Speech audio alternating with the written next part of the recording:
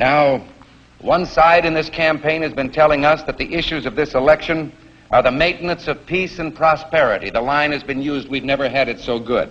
I won't have to worry about putting gas in my car. I won't have to worry about paying my mortgage. You know, if I help him, he's going to help me. But I have an uncomfortable feeling that this prosperity isn't something on which we can base our hopes for the future. The key point I'm making right now is that the economy is moving in a positive direction. And yet our government continues to spend $17 million a day more than the government takes in. You're telling me we got to go spend money to keep from going bankrupt? The answer, yeah, it's what I'm telling you. We've raised our debt limit 3 times in the last 12 months. And now our national debt is 1.5 times bigger than all the combined debts of all the nations of the world. We're going to raise the debt limit. We always have. We will do it again. We have $15 billion in gold in our treasury. We don't own an ounce. I have been informed that the majority plans to block consideration of this amendment, which is number 1367, regarding the transparency at the Federal Reserve. Foreign dollar claims are $27.3 billion. It said that China has now surpassed Japan as the U.S. government's largest creditor, owning at least 10% of all U.S. debt, perhaps as much as $700 billion. And we've just had announced that the dollar of 1939 will now purchase 45 cents in its total value. President Obama is expected to face tough questions over the U.S. decision to pump $600 billion freshly printed dollars into its economy. Now, the move is an attempt to revive the country's finances, but will result in the devaluation of the dollar. We're at war with the most dangerous enemy that has ever faced mankind in his long climb from the swamp to the stars. We've got to give them a stake in creating the kind of world order that I think all of us would like to see.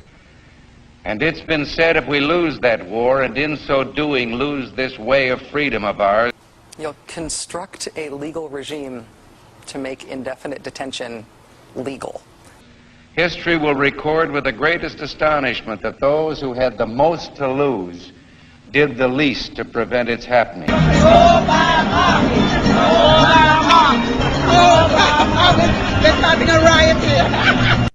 Well, I think it's time we ask ourselves if we still know the freedoms that were intended for us by the Founding Fathers. For some trips, it'll be faster than flying, without the pat down. Anna was picked to go through. Pretty much everybody except the baby was picked to go through the scanner. If we lose freedom here, there's no place to escape to. This is the last stand on earth. Damn America, that's in the Bible.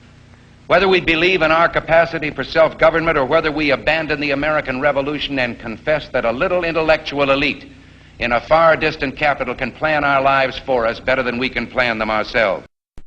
I've got a core set of values that I think have to be advanced, and that my individual salvation depends on our collective salvation. You and I are told increasingly we have to choose between a left or right. Well, I'd like to suggest there is no such thing as a left or right.